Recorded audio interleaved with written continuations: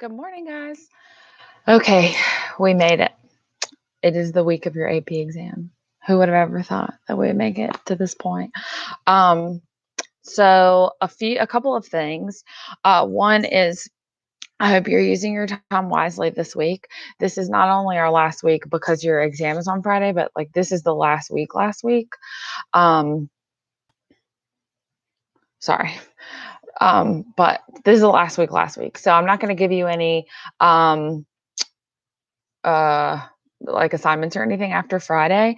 So as long as you're done with all of your work, and this is for all of your classes, like none of us are giving work after Friday. So as long as you're done with all your work before like Friday, then after you take your exam, I know that you guys do have isn't your AP Lang exam next week? Correct me if I'm wrong, or am I confusing it with the AP Lit exam? I feel like Lang is next week, but I could be getting it mixed up. I'm not quite sure. Someone tell me in the chat box when your AP Lang exam. It's the 20th. Okay, yeah. So next week. I hope you're all feeling good about that. But I am going to push you to focus on APUSH this week because you have 5 more days to think about AP Lang. You won't have those other 5 days to think about APUSH. So whenever you have extra time this week, I know it's going to be hard to be motivated because I know all of these days have been hard to stay motivated. But when you have free time, even if you're just like laying in bed and you don't want to do anything, like go on your phone and watch extra crash course videos. Like you don't need to do the worksheets for extra ones, but watch extra ones. Watch the APUSH explained videos. There are a million good resources on YouTube. Like even if you're just sitting there, watch some refresher videos. I hope you're watching the College Board things that they're doing every day at 11. Please be watching those. At least watch them this week because they're talking about exam samples. They're showing DBQ exam samples and they're going over the responses and what you could write. And it's an AP reader telling you what they would want to see in a DBQ, that in a 5 doc DBQ that they're grading. So watching that is probably going to be one of the most beneficial things that you could do, other than just practicing yourself. On top of that, I know that you've filled out your study guides. Remember, a couple of people I didn't get their study guides. Almost everyone I got it, but a couple of people I didn't. Remember that you need to upload your study guide from period 6 through 9 onto Canvas, because that's one of the assignments that I need to mark complete for you. We have specific, like of all the assignments that you are given, certain ones are like more important than others because they address like the key concepts or something. I don't know. It's a very confusing situation, but the study guide counts as one. I'm making that count as several of the like key concept assignments. So that way I don't have to give you like a ton of extra work. I'm just sort of like making that one count for multiple things because it covers so much.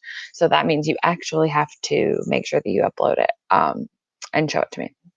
So get that up there if you haven't already. Every day this week, obviously not Friday. I'm not going to go live on Friday because Friday you're going to be busy. But I don't know, maybe Friday morning I can go live just to tell you good luck and answer any last minute questions. But Monday, Tuesday, Wednesday, Thursday this week, I'm going to go live at 10 o'clock every day. And I'm going to go over little pieces of the study guide. Today, I'm going to go over periods 1, 2, and 3, Tuesday, 4 and 5, Wednesday, 6 and 7, and on Thursday, 8 and 9, which will be easy because we know that the question's not going to come from 8 and 9. 8 and 9 are just like for context or complexity. So I can just go over those extra quick and then talk more about other things to note for the exam. I can go more depth over the rubric if you'd like me to. That being said, you have your study guide. You have your study guide from last semester and this semester. And that's a good and helpful cheat sheet. But by all means, if you want to make yourself more cheat sheets, make more. Like if you want to, I uploaded all of those other documents with the presidents and the like connections sheet, like how you can connect, the New Deal to the Great Society or something. So make sure that you have those ready to look at them. for Friday. So please make sure that you have all the materials you need, so that if you need to double check a date, or if you need a quick outside evidence for you know I don't know, democracy in the 19th century, that you can quickly flip to period 4, politics, and see some things there to be able to write down. Because that's how this is going to go. That's how this is going to work. So you don't want to have to be Googling too many things. You don't want to have to be flipping through too many papers. You definitely don't want to have to rely on your book, because it's too much. And so what you want is to be able to look at something quickly and then go back to writing. That's why this review time period is really important. The more you've reviewed this material, the less time you're going to have to spend looking stuff up, and you have such little time anyway. So being able to make the most of it is going to be super important. So even though we've already done like the study guide together in class, I still want to go over this content especially from last semester that was so long ago. Period 3, we literally did in August. And in theory, the question could come from period 3, or some documents could come from period 3, and the question could span multiple periods. So it's important to make sure that you've reviewed this content. I hope the crash course videos are helping. I know some people don't like listening to John Green because he talks really fast. Some people love John Green because he's such a nerd and he throws in a lot of like weird references, which people find funny sometimes. So he's usually either a hit or miss. Sorry if you don't like him.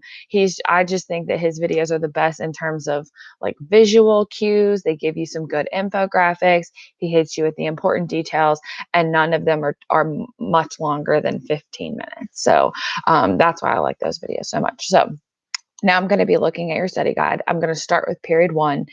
And I'm going to do all 3 periods. I'm just going to go through the study guide. So if there's something that you want more clarification on, as we're going through the study guide, type it in the chat box. I did a live review for another class last week, and the chat box was being weird.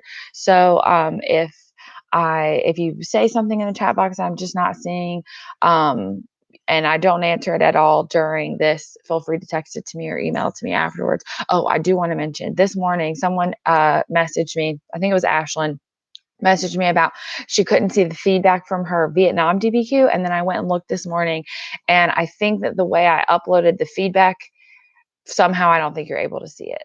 Tell me if I'm wrong, but what I did is I like typed in a rubric, each one of like your feedbacks. Like I put your points in the rubric, and then I put some comments at the bottom, and then I uploaded each person's like feedback rubric to the comment section, but maybe you can't see that. So just a minute ago, I started like just going in and copying, pasting my comments. And then because I can't copy and paste the rubric, I just sort of like typed, I gave you this point for this.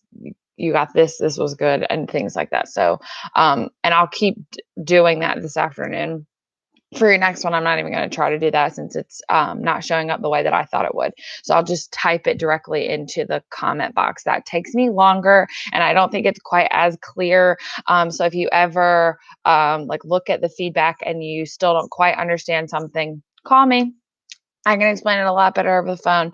Or if you want to set up like a full conference, like you want to FaceTime or something and have me go through your DBQ with you and explain sort of like point for point what my thoughts were, more than just the comments that I leave, I can do that too. You just need to let me know. This afternoon, I might not be able to do anything like that, but probably tomorrow.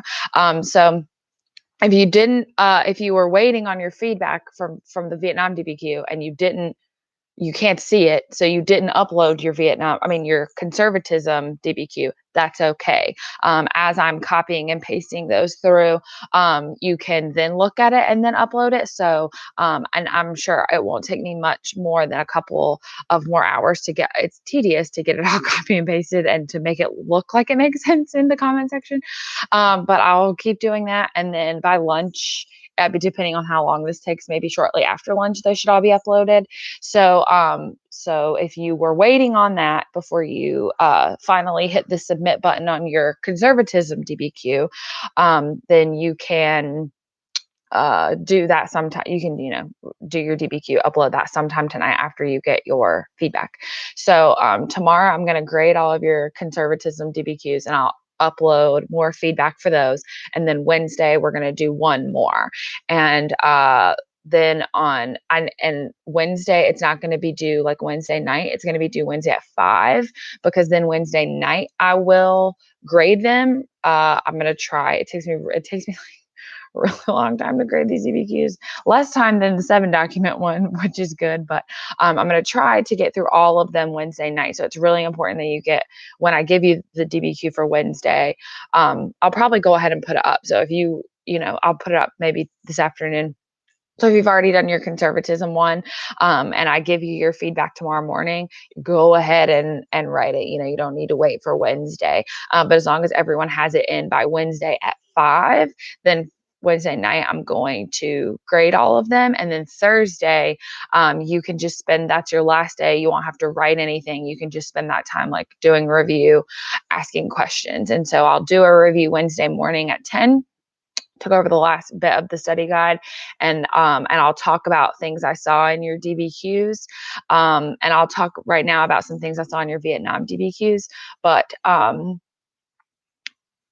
in general, you won't need to like do a whole lot of extra work. I just want you to have that day to be able to like review your content, do your crash course videos, look over your study guide, make extra cheat sheets if that's something that you're doing, just so that you're ready. If you guys want, then I guess Thursday night I can do more review. That'll just be based on if people want. I told you back last year when we were in school, the night before the exam, we all stayed at school really late and had dinner and like did this big review session. But obviously we can't do that now. But I can probably do something online. But if you don't want to watch that, that won't be required or anything. But if you guys do really want me to do something like that, if after the 10 a.m. review on Thursday, you still feel like you want more or need more, then let me know, and maybe I'll do something at like, I don't know, 8 o'clock or something on Thursday night. Or maybe even, Friday morning early. But on top of that, I should mention Tom Ritchie. You've watched some of his videos and stuff before. He's really good. He's been teaching AP for a bajillion years. He's an AP reader. And the night before every AP exam, he does a long AP review. So he does like a big APUSH live review on YouTube Live. So maybe you'd rather watch that. He'll probably talk about specifics for the DBQ and everything. I don't know how it'll be different this year, but I'm sure he'll send something out to teachers that subscribe to his newsletters and stuff. So if I hear something about that, I'll let you know. But like I said, please make sure you're watching the College Board videos, because I'm sure that those will help. So I guess before I get into the study guide, I'll talk about your Vietnam DBQ. Overall, very pleased. So I think that a lot of you are in a better position than you anticipated. I think that some of you probably took more than 45 minutes, but that's okay. I know that's something to get used to, but on your conservatism one, please keep it to 45 minutes. On the one after that, keep it to 45 minutes, because you need to know what that's like. And, if in the middle of an essay, you just stop writing, I'll assume that's because you ran out of time. That's okay. We need to know that. The two of us need to know that so that we can better assess and maybe say, well, maybe these points aren't something we're going to go after. We're going to go after this point instead because it takes less time. Or if you're able to get it all done in 45 minutes, then I know I can say, hey, I'd like it if you flesh this point out a little bit to make it a little stronger and really make sure that you get this point. That'll help me giving feedback to make sure that you are really writing all of your essays in 45 minutes. I think I said this before, I'll say it again. I don't recommend spending more than like 10 or 12 minutes on reading the documents and preparing for your essay. Because then that only gives you, a little more than 30 minutes to write, 30 to 35 minutes to write, which is not a lot of time. You can always, if you write your 2 45-minute DBQs and you find that you are doing really well and only taking 30 minutes, absolutely spend more time planning. Every different things work for each person. Overall, people's context has significantly improved from the time that we did context last. So excellent job, everyone. I know this DBQ the Vietnam one, at least in my mind, is kind of easy. So I think it was easier on AP Classroom. They have 10 practice. Yeah. It has, yeah, I know that. But which is why I advise looking at the what's the College Board review ones, because they're looking at like actual 5 doc DBQs instead of sort of like a hot mess, just like 10 different ones. But they are basically going over a different one every other day. So like they show you a document or show you a DBQ on one day, and then and go through all the documents and like the planning essentially. And then the next day they go through like kind of the writing. So they kind of break it up into 2 parts. But yes, there are optional practice questions on the AP Classroom. Absolutely do those if you have time. Like I said, I'm not going to tell you not to do your AP Lang work, because you need to do your AP Lang work. But as far as like extra work on top of what you have to do normally for your classes, try to spend all of your extra time getting ready for this exam, because after Friday, you don't need to do it anymore, and I won't bother you about it again. Okay, so like I said, your context was way better. Your thesis statements, pretty much everybody said, duh, yes, Vietnam increased tensions. And pretty much everyone's magic point was trying to say, but there could be a way that it didn't increase tensions. Everyone, attempts that complexity or magic point or unicorn point. I've seen some people calling it, some other teachers calling it a unicorn point. But everybody tries to get that in a different way. Do whatever works for you. If you'd rather connect to a different theme, connect to a different time period, qualify your answer. If you're explaining effects, explain cause. You know what I mean? So if you do any of that, that's okay. But most people did the qualifying argument one, which is how the point is earned the most, I do believe. And people did better on that than I thought. And as far as the document points, I think what's really helping people is the extra points, being able to get more points for everything instead of just like 2 points for using the documents to support, 1 point for explain, 1 point for describe. There, it's like 2 points for explain, and I think that's helping people get more points. Plus, there are 2 outside evidence points. That's also helping people. A lot of people used the other social movements as outside evidence. A lot of people also use like Kent State and anti-war sentiment as outside evidence. Remember that outside evidence cannot be, according to the rubric, like a mere phrase or reference. You have to truly explain it. So if you want to have Kent State be your outside evidence, you need to say what happened at Kent State. You can't expect the reader to, yeah, they are going to know, they're history teachers, but you don't want to expect them to know. You want to make sure they know that you know what Kent State is, and that you didn't just like see it in your book and write it down and hope that it applied. So make sure that you explain what it is and how it showed increased tensions due to the war. You could say that it itself was an example of increased tensions, or because it was war related, it later increased tensions, or you could say both. Just make sure that you're explaining it totally.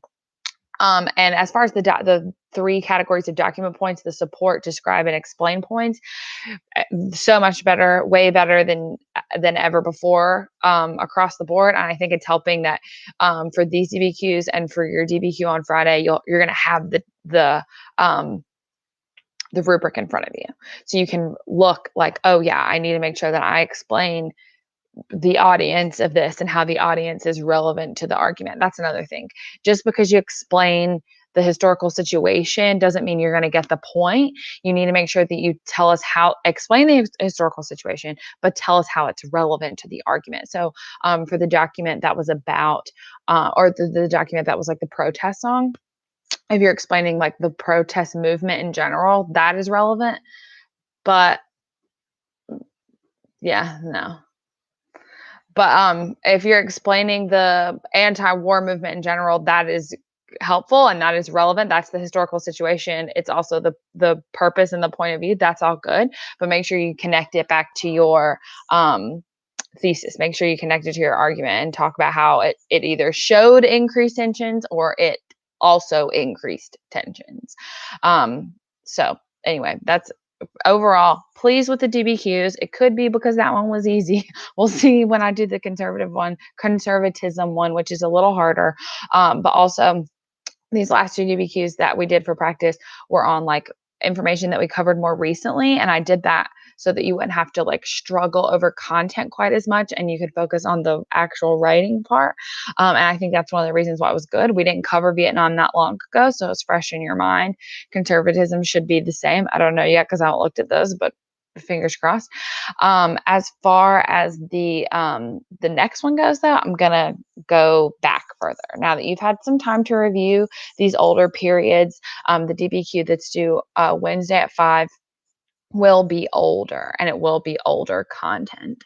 So if you're, keeping yourself to your 45 minutes, make sure you have your, do it like a dry run. Make sure you have your, cheat sheets and notes and everything right there in front of you, and make it easy to look up. You could always tab them, have them in little packets, like each period tab differently. So once you see the question, you can quickly flip to like period 4, manifest destiny. Here I'm going to look, or something like that. Make sure that you go in with a plan. I also want to mention Trevor Packer, the vice president of College Board, who I've mentioned a few times, has been going on Twitter and talking about how they've been finding people who are getting ready to cheat, and they've been like tracking those people down and suspending them from the program and basically ruining their lives. Apparently, there was someone, I think, who was planning like, where you're taking the test at 2:00, but like different time zones will be taking it at different times. But that being said, they're not going to get the same question as you. And so even if you had like a friend in California and you were like, here, I'm going to tell you what the question is so you can get ready, like California's not going to get the same question as you, because because of the time zone difference. Or if you had a friend in another country who was taking the exam, they're not going to, the international test is a different test. But they caught people trying to sort of like plan some type of like unified effort at distributing exam information after the East Coast got it, which is the first group. You guys will be in the first group to see it. So it's not like it would help you anyway. And so they've been, I don't know if it was for APUSH or for AP Psych or something, but there have been several people every day. They're saying that they've caught more people. So please don't do anything like that. Please don't get into any type of trouble. It's literally not worth it. If you don't pass this exam, the only person that's going to be really upset is me and maybe your parents. But it's not going to hurt you. Colleges won't know. You're going to get, as long as you do all of your work in this course, you're still going to get your A and you're still going to get your good GPA weight. So the exam is just, cherry on top. Hopefully, it might save you a couple of grand in college, but if it doesn't, it doesn't. All right, so now I'm going to do the study guide. I'm going to start with period 1. I'm literally just going to go through and talk about my answers to all of the questions. If you have a question, you need clarification on something, I know you have your study guide and you have all these answers already filled out. So be looking at that as we go through, or if you want to, have a blank one, because I gave you guys a blank copy of the old study guide too. If you want to go through a blank one and be typing in or writing in answers of a blank one and sort of start fresh, that's also fine. Okay. Period 1, which is sort of like prehistory, natives to Jamestown. How did the first peoples migrate to North America? The land bridge. This is Madison's favorite, right? Pangea. When we were all together, the land bridge, blah, blah, blah, blah, blah. So we know the first peoples made it here from Asia, migrated through Alaska, and then over time went south. But when the ice age was over and the ice melted, the water level rose, and that land bridge disappeared, disconnecting North America and Asia. So then we became sort of like two separate groups and moved on. The 6 regions of Native Americans that we talked about. The Arctic, the tribes were the Eskimo and the Inuit. Their food source is largely fishing and hunting, but heavier on the fishing. Why not? Why not farming? Because it's ice. What can they farm? There's no proper climate to do farming. Very little gathering. Overwhelmingly hunting and fishing. Southwest which is like the Pueblos and the Hopis, those groups, or the Hopis, everybody says it different ways. I've never met a person of that ancestry, so I can't ask them. I say Hopi, but who knows? But in that region, they are known for their living arrangements, which is clay houses and cliff dwellings, like Mesa Verde, which is probably the most famous one, where they like sort of dug those massive like multi-family housing out of big cliffs and stuff. Southeast, which is us over here, there are a lot of tribes, but Cherokee, really your five civilized tribes would go in the Southeast category. So things that they're known for is obviously Cherokee, but if you need to remember, Seminole Creek, who else? Not Wichita, their Plains. Yeah, I mean, like I said, you could just lump in Choctaw and Chickasaw, which are your other five civilized tribes. But there are a lot of tribes in the Southeast that all do rely on this same food source, which is known as the Three Sisters. And what three crops make up the Three Sisters? Corn, beans, and squash. Northwest, which is like New York, Pennsylvania, that's Algonquin and Iroquois being the largest. And what they're known for is their tribe structure. And they use the Iroquois Confederacy. So they were like one of the first tribes to promote like intertribal cooperation instead of warfare. So they sort of like signed peace treaties and documents with the Iroquois of all nations to create sort of like one unified like governmental group, almost like the United States government. And then like each tribe being like they're like a state, kind of a way to think about it. Plains Indians, tribes like the Sioux, Wichita, those groups, they are known for being nomadic. Their living arrangements are they live in teepees because they're easy to move. And why are they nomadic? Because they follow their food source, which is buffalo. Southern North America. Oh, that's me talking about the Mississippian culture. So remember, those are the mound builders. I think the biggest one is like Cahokia, which is, and the mound builders are like in Georgia to Mississippi and Louisiana. I would consider those more like Southern instead of Southeast, so that you don't get those mixed up. But they are the ones who built those sort of like a man-made mountain, but not the size of a mountain. That's why we call it a mound, but like a big mud thing. And then the inside's hollowed out, kind of like a hobbit hole. Okay. That's enough about natives. Like I said before, anything that you use in periods 1 and 2 anyway is just going to be used for context or magic points. So don't feel like you need to like slave away memorizing all of these Native American tribes. Honestly, the likelihood that you would even be able to use the native stuff as context or magic point, slim to none, but might as well go over it just to be safe. Exploration, Columbian Exchange, obviously named after Columbus. The Columbian Exchange is the back and forth trade of 3 things from the New World and the Old World. And the 3 things are food, livestock, and disease. Food, resources and raw foods that hadn't been in North America before and hadn't been in Europe before being traded. Livestock, like horses count. I know you might not think of horses as livestock, but we know horses were brought from the Spanish to the natives. So that's a good example of one.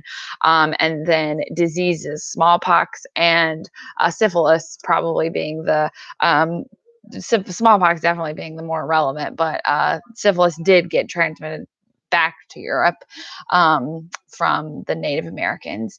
So that's the Columbian Exchange, not to be confused with triangular trade. Remember, Columbian Exchange is just, it's named after Columbus. So think of it as those early years of trade. Like, we haven't set up colonies or anything. We're just now starting to like see what's in the New World, and we're starting to trade for the first time. So there's no involvement of Africa in this system. It's just New World, Old World, back and forth. They're not setting up like large colonies to use slave labor and produce raw materials to send back. We're not at that point yet. This is like before Jamestown, so we're not like using slave labor to grow tobacco and send it back. So Africa's not involved in the Columbian Exchange, that's why it's not triangular traded. This is just us in Europe trading and getting to know each other for the first time. And what treaty did Spain and Portugal agree to divide the heathen lands? That's the Treaty of Tordesillas, or Tordes. Yeah, I guess that's how you say it, Tordesillas, where they basically like drew a line down the middle of the planet, and they were like, Portugal gets this side, and Spain gets this side. And what they, of the land that they could identify already, it looked like Portugal was getting the better end of the deal because they got like Brazil, which is very large. But in reality, Spain is getting the better end of the deal. They hadn't quite figured out how much land was in North America yet, but we know that there's not much enforcing of this treaty. As time goes on, more European countries are going to work their way into North America. New treaties will be signed, new land will be claimed. Sorry, Native Americans.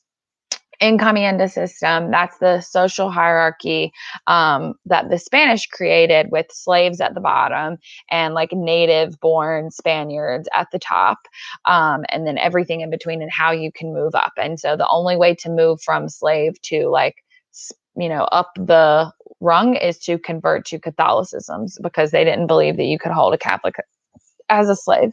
So you had to prove that you had become Catholic, and then you could move up the system. So it's two things, right? The encomienda system it's a social system, it's a social hierarchy like a caste system, but it's also an economic system because it establishes their labor force, being Native Americans as slaves at the bottom. Hernan Cortez was the conquistador who wiped out massive groups of Native Americans. Cortez specifically with the Aztecs, but other groups as well. What country dominated the era of exploration? Spain. We would certainly give that to Spain, even though Portugal was first. Spain, wins. Think about how many Spanish-speaking countries are, and how many Portuguese-speaking countries are. Spain wins. So major explorers: De Soto, Coronado, Ponce de Leon, Columbus. Technically, you could lump him in there, since he was sent by the Spanish. So know some Spanish explorers. You don't necessarily have to know the region they explored, but you should be able to recognize their names. 3 motives behind exploration and colonization. Three G's, right? You should be 80 years old, and if I bump into you on the street, because by then I'll be able to live forever, I can say, what are the 3 G's? And you better tell me: God, glory, and gold, right? Because this is so easy. God, spreading Christianity, most of the time Catholicism. Glory, they all want to be the winner, they all want to be the best at this. Europe is very competitive. And gold, literal and metaphorical. Metaphorical being they're all looking to make money. Literal, the Spanish are also looking for the city of gold, El Dorado. All right, so that's period 1. That's all work for the most part that you did over the summer last year. So it's been almost a year since you first looked at that material. And remember when you had to do all your maps for your summer assignments and everything.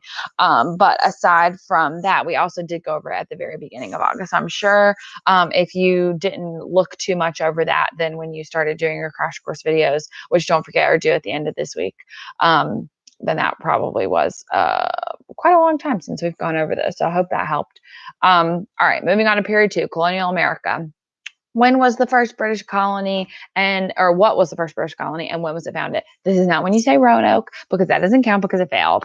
Obviously, I only mean the first successful British colony. The one date everyone knows, the one date Zaria says she knows. So surely, no matter what your DBQ question is, I feel confident Zaria is going to find a way to start it with Jamestown, 1607. So, have that in mind. And where was Jamestown, Virginia? So New England colonies, middle colonies, and southern colonies. You should definitely know what they are, and know what they have in common and what their major differences are. So your New England colonies, let's see if I can remember them off the top of my head: New Hampshire, Massachusetts, Rhode Island. I only want to say Massachusetts because it's so big, but there's definitely another one. Oh, Connecticut. I was like, who else is up there? Connecticut. So those are your 4 New England colonies. Describe their life. This is, primarily shipbuilding and small subsistence farming. They don't have the climate to grow like cash crops. So when they grow and farm. It's like just for their family. But they do a lot of shipbuilding and trading is their primary like economic thing. Overwhelmingly Puritan, and even when the Puritans are gone, Protestant Christian. Very strong family structures. Not like the South at all. The South didn't really have family structures because it was a lot of like single dudes like down here just like make a dollar. But there's a lot of families in New England. So it definitely creates more of a community feel. As for your middle colonies, there are 4 there: Pennsylvania, New York, Delaware. Who am I leaving out? Not Maryland. They're Southern. Pennsylvania. Oh, New Jersey. Ugh, no wonder I forgot New Jersey. Ugh, New Jersey. Sorry, not sorry to anyone who is from New Jersey, but if you've been in New Jersey, you know what my eye roll is about. So, what are the middle colonies like? Remember, that's the bread basket of America. They are wheat farmers, but they do other things as well. They have more of an immigrant population. We know Philadelphia was like the most diverse city in all of the British colonies during this period. It's very much the middle, right? It's like they have more religious zeal than the Southern colonies, but not quite as much as the South or as New England, right? Like Pennsylvania started as the Quakers, and they're definitely way more religiously tolerant than the Puritans. So, and in addition to that, there are more families and there's more of a family structure in the middle than there is in the South, but not as much as in the North or in New England, because there's still plenty of people who are just looking to make monies, and they do a little bit of everything. They farm those wheat products and fields, but they also do some shipbuilding and some trading because they do have some ports as well. So they're very much in the middle, doing a little bit of everything. And then Southern colonies, your 5 are the Carolinas, North and South Georgia, Virginia, and Maryland, and it's very much Church of England, Protestant, but not taken nearly as seriously because they didn't like come here to spread Christianity or to practice their religion freely. 9 times out of 10, they came here to make money. And the people who came were mostly single men looking to get a job and get, land ownership, something like that. So over time, family structures will emerge. But in the beginning, the South was all about, making money. The 3 types of colonies and provide an example of each. Honestly, I mean, we don't need to really go over that. I guess I can mention it. Corporate colonies are colonies that are basically controlled by a business. So those would mostly they didn't last very long, but they started off like Virginia for a short time was kind of like a corporate colony because they were being used so much for tobacco. But after Bacon's Rebellion, they went back to being a royal colony because the king was like, can't trust y'all to run yourselves. Y'all act a fool when you're left alone. So royal colony is a colony directly controlled and essentially owned by the monarchy, and proprietary is like the Carolinas were a proprietary colony.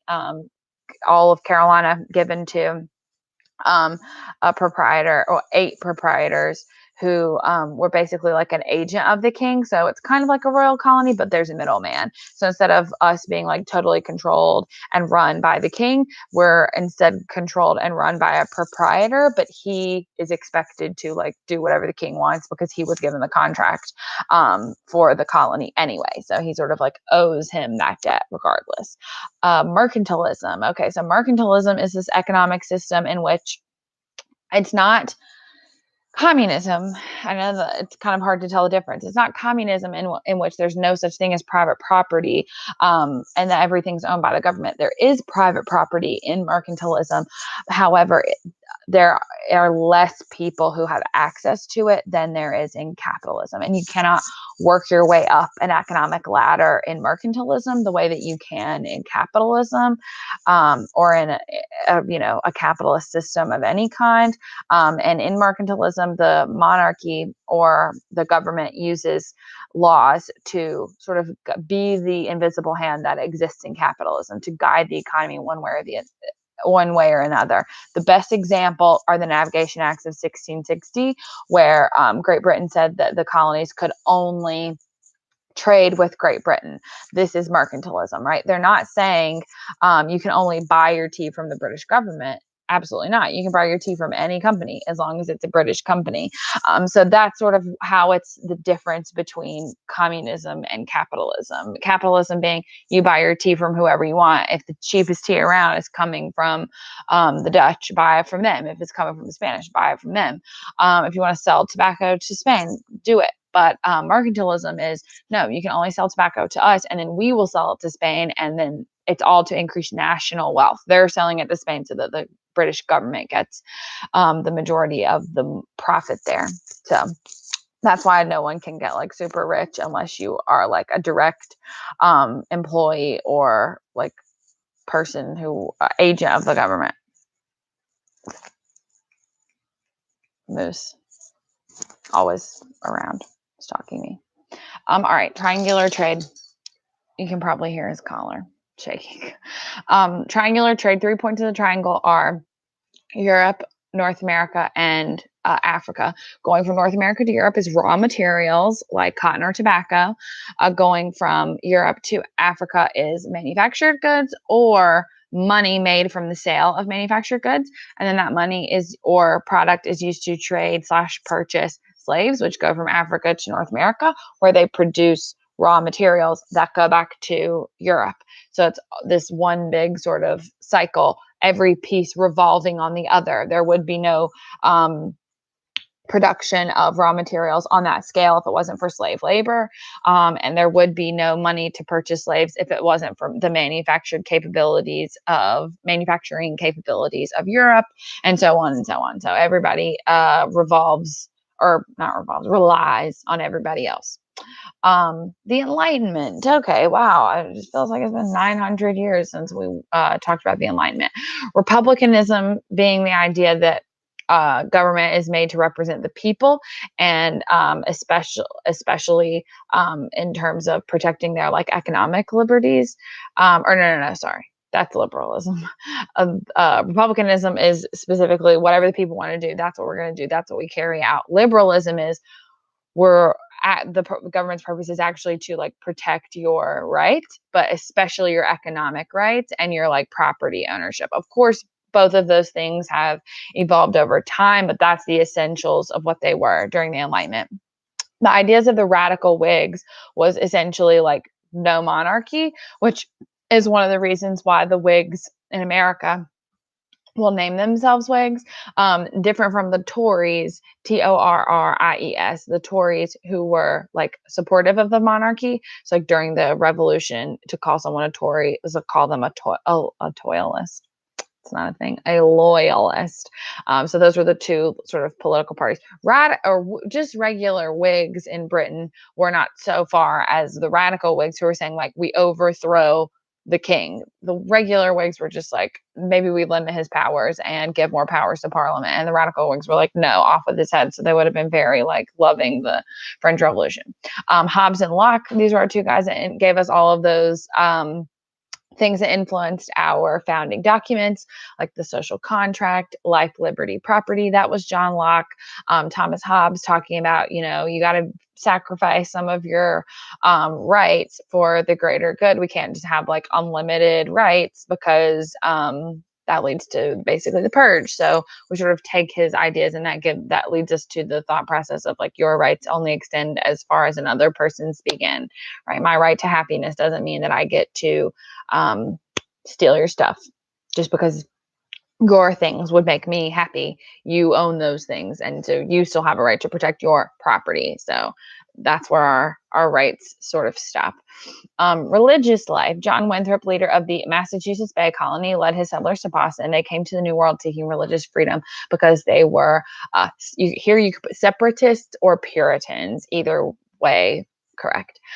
They believed in predestination, which means that God has already predestined or predetermined whether you were going to go to heaven or hell, and your earthly life and decisions does not change that. And if you are destined to go to heaven, then those people are called the elect.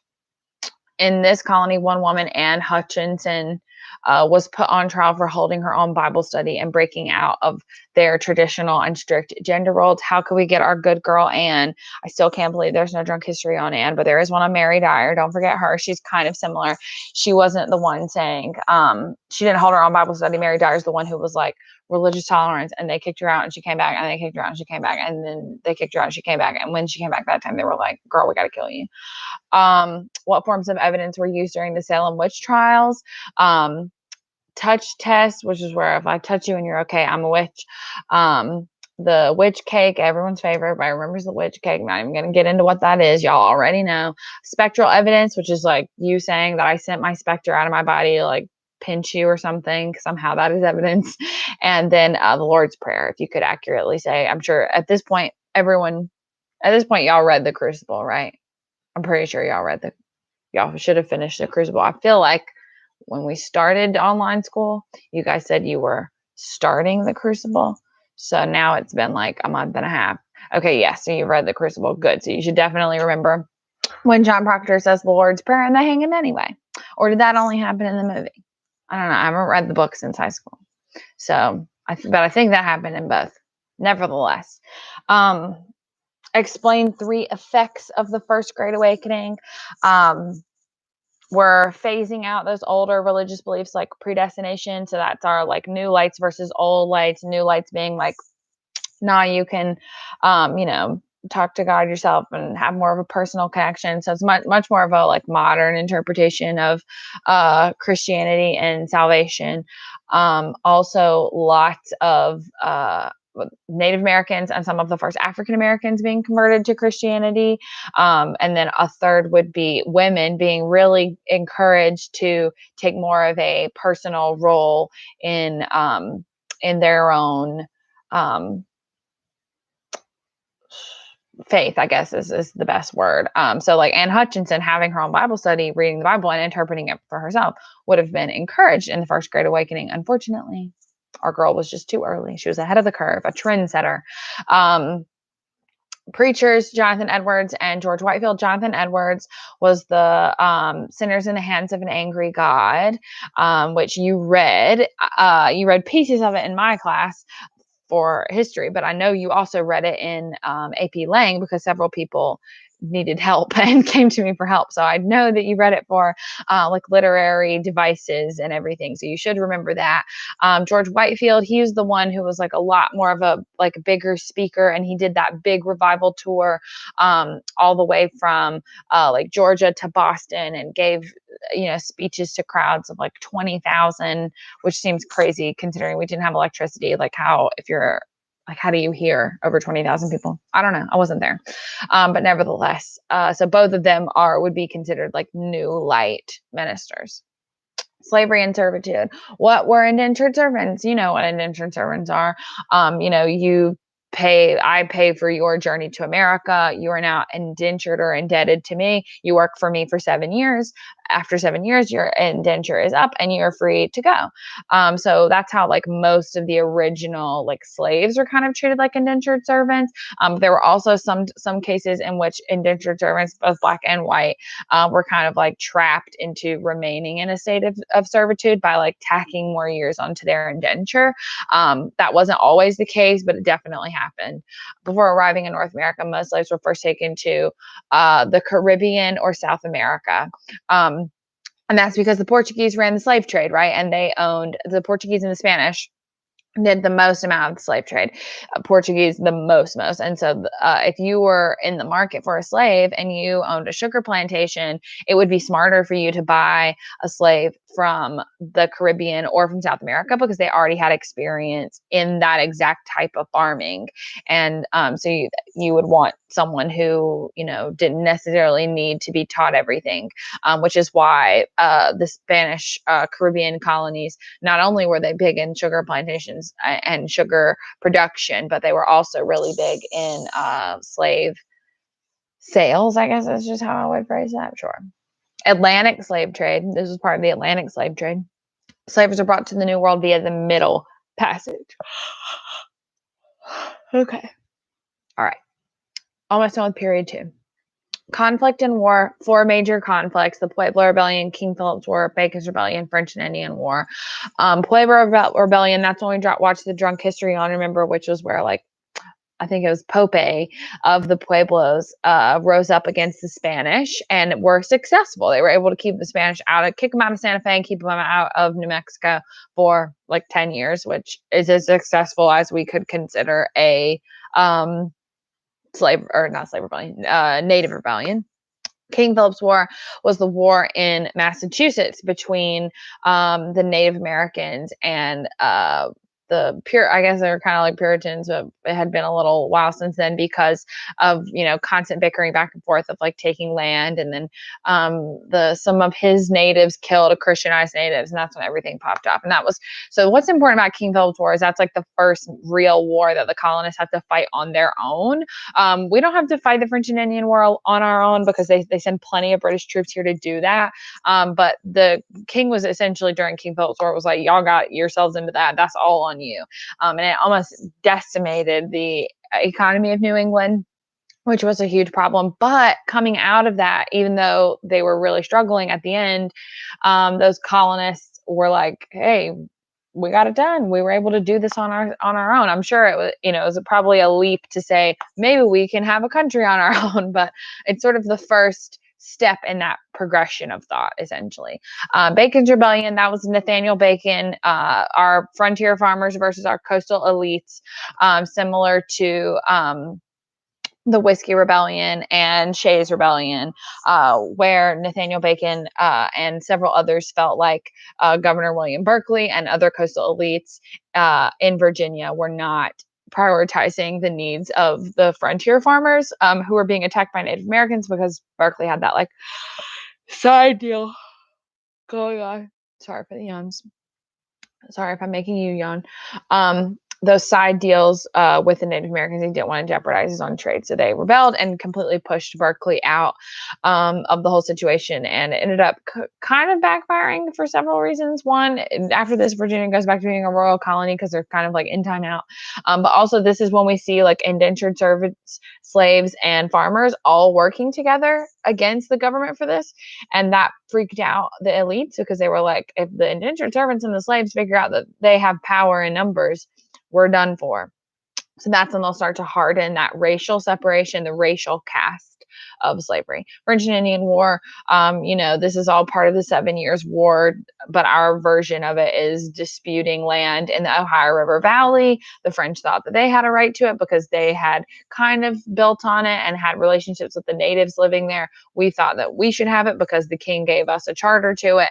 Ultimately, we break out in war. Who is victorious in the end but the British or the colonists? And the debt from the French and Indian War will be a straight path to the American Revolution, which is period 3. So commercial exchange systems, I'm not going to go through this, mercantilism and capitalism I just talked about. So, and you also have if you have all of your old graphic organizers, which you should, because I said don't throw anything away if it's a colored paper. That would be something good. All those colored papers in your binder of graphic organizers and stuff. Those would be good things to kind of like pull out and have in front of you during your exam. Proclamation of 1763. Guess what year it was? 1763. Anyway. That's the one that said nobody can settle past the Appalachians, which people were really angry about because they had just fought the French and Indian War to get that Ohio River Valley, the land between the Appalachians and the Mississippi River. And now they were being told they couldn't settle there.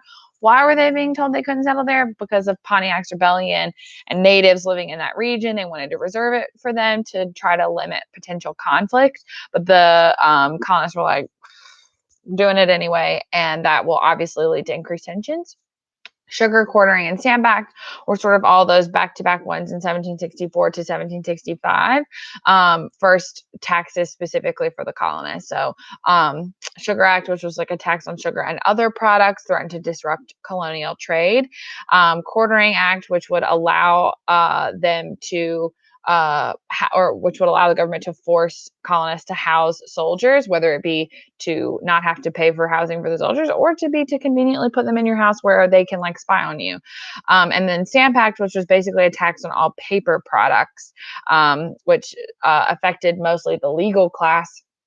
and caused them to get in a big uproar. And they hosted the Stamp Act Congress in 1765, where they wrote the Declaration of Rights and grievances, and they sent that back to Great Britain, which basically said, no taxation without representation. We hate these taxes, but we'll deal with it if you give us members of parliament. And instead, Europe's answer to that was, but you have virtual representation. And the colonists basically said, that's a load of baloney. So they did repeal the Stamp Act, but we'll just put more acts in later. Sons and Daughters of Liberty, both groups founded out of Boston to help establish boycotts of British products, especially in response to the Stamp Act. And we know that their tactics are very different. Sons led by Sam Adams, who were a lot more aggressive and violent. Daughters were more known for their like cooperative, let's all learn how to do this together. But both were successful in their own ways. The Townshend Acts were the tax on lead paint, paper glass, and tea, which basically sort of halted like construction, and then tea just sort of being like the social thing. More boycotts, more protests. They repealed those acts, but they left the tax on tea as just like an FU to the colonists. Writs of assistance, something Thomas Hutchinson, the governor of Massachusetts, used when he would allow redcoats to basically like search homes and ships with no search warrants to try to crack down on smuggling. Boston Massacre. Y'all should definitely know that. That March the 5th, 1770, which was when 5 colonists were shot and killed in front of the custom house in Boston, mostly because the colonists were like egging the soldiers on and, verbally attacking them, physically attacking them in some cases. But in terms of guns, the colonists were unarmed. They didn't have guns. They did have clubs and reports of swords. But nevertheless, this was used as a rally point to spread information, like, and propaganda. Essentially, the Sons really used that to say, like, they're slaughtering us.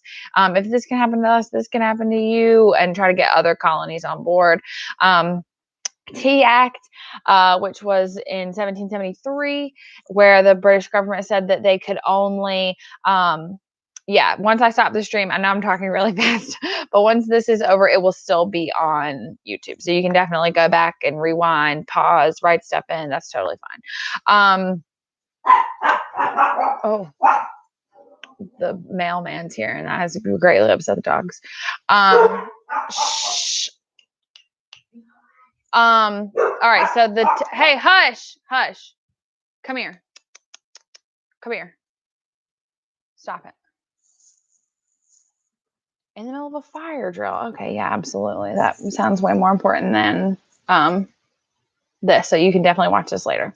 So Tea Act, which was not a tax on tea. They already had a tax on tea. Remember, this was a law saying that they could only buy tea from the East India Tea Company, so that they could sort of like bail them out. Hush.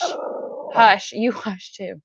The Boston Tea Party, organized by the Sons and Daughters of Liberty, where they got on the ships that came into Boston and threw 372 chests of tea into the Boston harbor as a protest, which greatly angered the British government and led them to pass the Coercive Laws, or the Intolerable Acts, which did things like close the Boston harbor, ban town meetings, take away the colonists the ability to elect their own judges and leaders like that. So, and part of that was the Quebec Act, which sort of decreased that buffer zone between French Canada and the British colonies. And that was a problem because not only did they hate the French, but they were also Catholic. How terrible.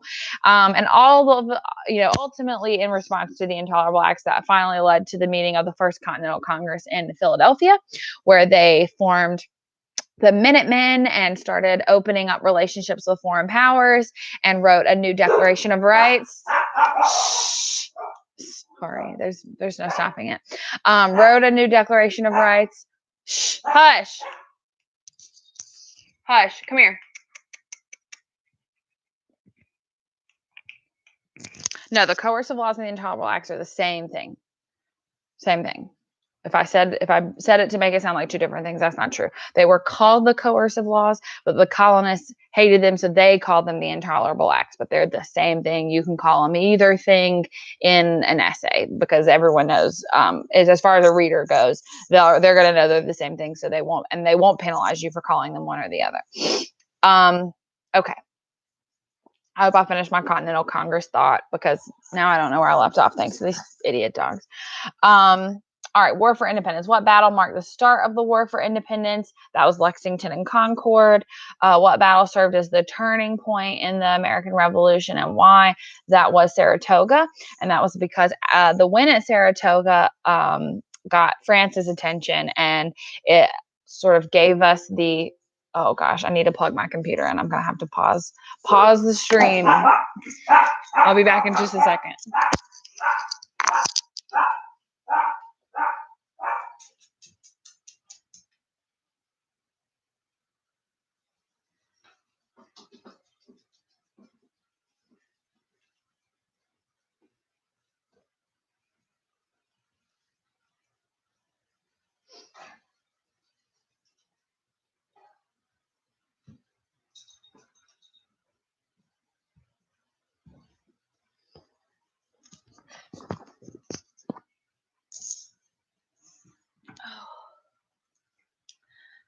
Okay. Back again. So what did I last say? Oh, Saratoga. That got the attention of the French, and that helped us secure our alliance with them. And so right after Saratoga is when they signed the alliance of friendship and amity and everything between us and France. What battle showed the weaknesses? I missed you guys too. What battle showed the weaknesses of the Redcoats and the Continental Army, of both the Redcoats and the Continental Army, and how? Oh, I know what I mean. There's a lot of sounds going on at my house all of a sudden today. I apologize. But the battle I'm referring to here is Bunker Hill, Battle of Bunker Hill. And the weakness that it showed the Redcoats, which is, even though they have more soldiers and more weapons, then they have a lot more of a difficult, they really have underestimated the colonists, and they have a much more difficult fight ahead of them than they anticipated. The weaknesses of the Continental Army are obviously, now they're playing with each other. The weaknesses of the Continental Army being that they don't have all of the supplies and resources, because they ran out of gunpowder, and that's what caused them to lose that battle. What battle marked the end of the war? Yorktown. Shh, hush. Dexter, come here. Come here. Come here. Enough. Oh my God, they're so annoying. How did the revolution, oh no, I skipped one. How did the revolution affect women? Well, it gave women an opportunity to get involved politically for the first time. Daughters of Liberty are a good example. We'll see our first female soldiers. We talked about Deborah Sampson in class. Even though it wasn't legal, they were still involved. So that's definitely something. As far as African Americans, we know that they enlisted. Some of them enlisted in exchange for the promise of freedom. There was even an all African American Patriot Regiment in Rhode Island, and an all Black Loyalist regiment in Virginia, Lord Dunmore's Ethiopian regiment, even though they weren't Ethiopian. 5 major documents to know for the war. Common Sense, 1776, author T. Paine. Summary: it's common sense not to have monarchy. It's common sense to get rid of this form of government and be a democracy. We shouldn't have, one person shouldn't have the power to control millions. That doesn't make sense. Declaration of Rights and Grievances, that was written in 1765 at the Stamp Act Congress. And I just talked about that. That was the summary: is no taxation without representation. Summary view of the rights of British America. I don't remember off the top of my head what year that came out, but that was Thomas Jefferson's pamphlet, talking about how the rights of British citizens in the colonies are being violated by the government. And that's sort of one of the first things that made him like a household name, and sort of got his footing to become like a real, political activist. God. Declaration of Independence, also 1776. Thomas Jefferson, main author, summary, we're declaring our independence and here are all the reasons why. Treaty of Paris, the year's right on there, 1783, author, I guess, America and France and Britain, but our end was negotiated by Benjamin Franklin and Thomas Jefferson and John Adams. And the summary is basically that we now have a separation between our two countries, and they officially recognize our independence, so the war is over. And then also we take a whole bunch of land away from them and give it to the French. And then we give a little bit to the Spanish. Articles of Confederation adopted by Congress in 1781 and then ratified. Ratified in 1781, I believe. Adopted like right at the beginning of the war, maybe like 1778, 1777. And the reason for the difference is because of one of those weaknesses that all 13 colonies had to agree, and all 13 states had to agree in order to make an amendment or to ratify it. Aside from that, other weaknesses are only a legislative branch, and no executive branch, no judicial branch, no power to tax. What else? We need a fifth. Oh, no power to control trade. That was a huge issue. So tons of weaknesses under the articles. Problems that led us to, which was massive debt that we couldn't really pay off because the federal government had no way to like create an income for itself. It led to disputes between states because they were all making their own, trade deals with different countries and native groups, and they were all having a difficult time kind of regulating how trade was going to take place. Other problems, it led to rebellions like Shays Rebellion, and we couldn't really, like, the financial problems led to Shays Rebellion, and then the lack of executive power led to no way to stop the rebellion, which was a problem. Explain the Northwest Ordinance was like the one good thing that the Articles of Confederation government did, which was establishing a system in which how we would go from empty land to a territory to a state, which is all written out in the Northwest Ordinance, and it established the laws and procedures of territories, and it also outlawed slavery in the Northwest Territory. That was the first time a federal law ever did that. Constitutional Convention. What convention preceded this? That would be the Annapolis Convention in Maryland, which was between the states around the Chesapeake Bay. They had met to go over how are we going to trade in the Chesapeake effectively. And then through that meeting, they were like, the Articles of Confederation are the real problem here. And that's what made them decide we should hold a convention with everyone. The Virginia Plan, the large state plan, which was the plan where like bicameral legislature, but both houses were based on population, and the New Jersey plan, which is the small state plan, which was a unicameral legislative branch, and it was equal representation. Ultimately, they blend them together and create the Great Compromise, or the Connecticut Compromise, which was a bicameral legislature where one house, the upper house, is equal, and then the lower house is based on population. How was slavery written into the Constitution? 3 ways. 1 was a new fugitive slave law. 2 was the 3/5 compromise on how we would count slaves as 3/5 of a person, or take 3/5 of a state's slave population and count it towards their total state population. And then the 3rd is agreeing to monitor and also tax the international slave trade for another 20 years. And then when that time is up, then they would reassess and potentially outlaw the slave trade, which they would do 20 years later in 1808. The views and the tactics of the Federalists and the Anti-Federalists. The Federalists were the ones, remember, don't get confused here between Federalists, the pro-Constitution group, and Federalists, the political party. Not the same thing.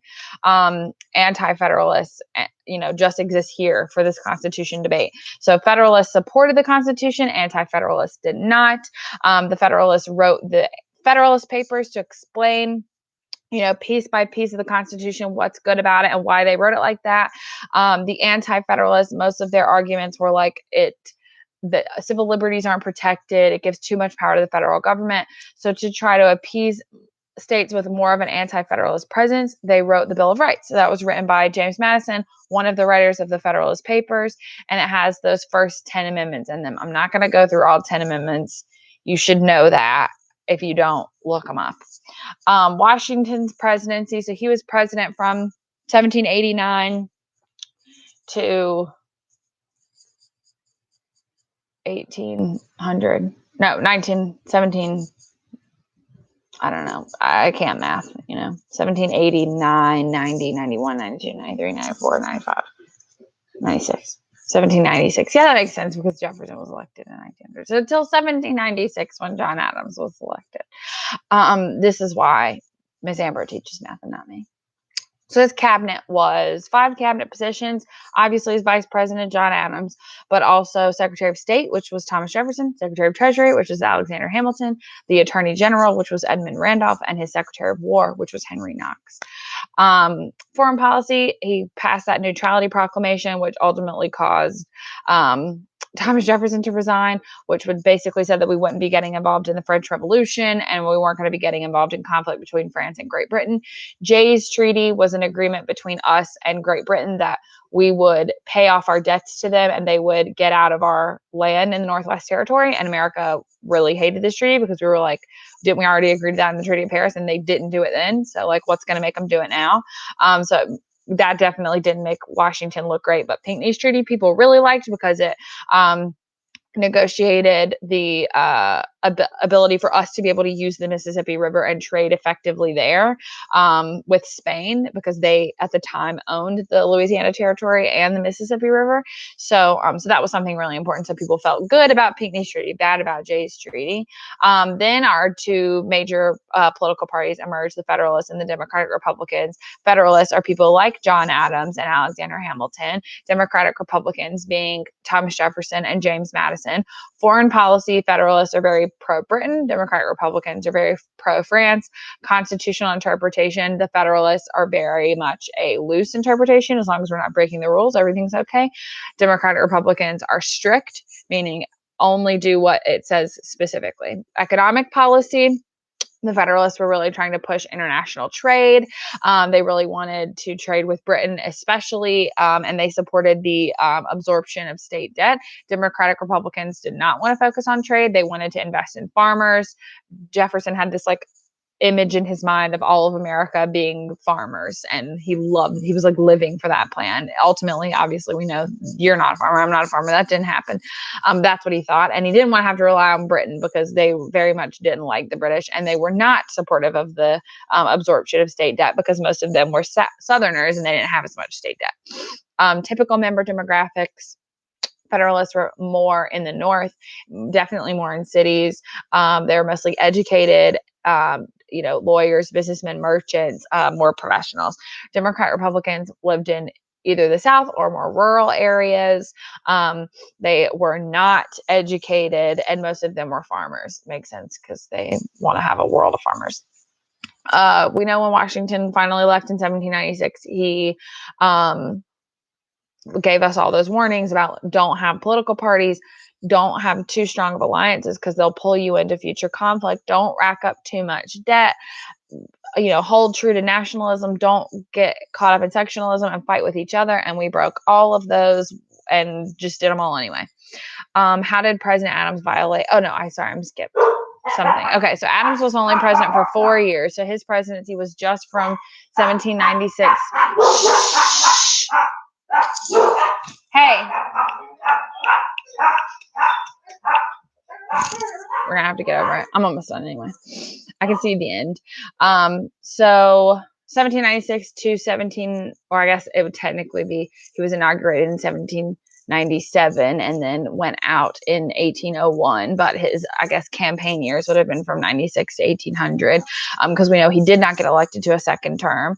The XYZ affair, which was, where we sent 3 representatives to France to negotiate peace with them, and their 3 representatives, X, Y, and Z, basically demanded bribes and a loan, which we didn't have to give them, and the whole thing just really pissed off Adams, which made him pass all of these trade restrictions against France to try to pressure them into, and basically kind of sending the symbol that, or the message that we're like ready to go to war with France. Ultimately, France backed off and we didn't go to war with France, but the whole thing, aside from the XYZ affair, but the restrictions and the almost war, the whole thing's known as the quasi-war. How did Adams violate the Constitution during his presidency? That would be the Alien and Sedition Acts, restricting freedom of the press and freedom of speech. What did Jefferson and Madison do to stop that? They wrote the Virginia and Kentucky resolutions, which nullified the Sedition Acts. And the Midnight Judges were those judges that Adams appointed his last moments in office to try and keep the Federalists in power once the Democrat Republican candidate Jefferson was in office. And that eventually led us to the Supreme Court case Marbury v. Madison, which established judicial review, the first time that the Supreme Court ever declared a law unconstitutional. Those cases like that are on your, remember I gave you that long list of like important names and cases and laws and stuff. Those are all on that list. So I encourage you to look over that list, look over your study guide. If you need to go back and pause some of this, rewatch this so that you can fill in extra parts of things that you missed, absolutely do that. This isn't going anywhere. It'll stay on YouTube so you can always watch it later. But obviously this is a long video. That's one of the reasons why those crash course videos are so helpful, is because they're short and just cover little topics. So if you got all of the study guide, but you need more clarification on the Federalists and Anti-Federalists, go find the crash course video about that and get some specific review on just that, instead of maybe having to watch this entire video and then fast forward. So I'm going to go back to copying and pasting over the feedback I had from your Vietnam DBQ into Canvas. Remember that if you didn't already get me your conservatism DBQ or your study guide, get me those today. I'll start grading those and looking at those as soon as I'm done copying, pasting over that Vietnam feedback, so that it's viewable for you. If you can see the rubric I uploaded, tell me so that I can stop doing this, but I don't think that you can. It's hard for me to be able to tell what you can see from my end. So Canvas is confusing, kind of. So, but it's a little easier than I thought it would be.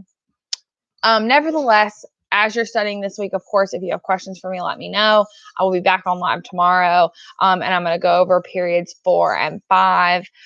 So have your study guide in front of you, whether it be blank or fill it out, so that you can, go over it as we go over it together, and come with any questions that you might have for those time periods. And don't forget, I'm going to be giving you one more DBQ to do on Wednesday, but I'll post that sometime this afternoon or tonight. So if you want to get a jump start on it, you absolutely can, but it is due by Wednesday at 5. The dogs are really going nuts.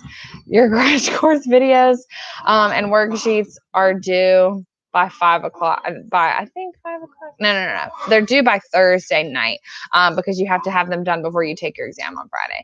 So you should be, if you're staying at a good pace, you should be pretty much almost done. It only worked out to maybe watching like 1 or 2 a day. So if you're not done, catch up, because in total it's almost like 7 hours worth of stuff. I'm going to sign off now to get the dogs. I will see all of you tomorrow. Adios.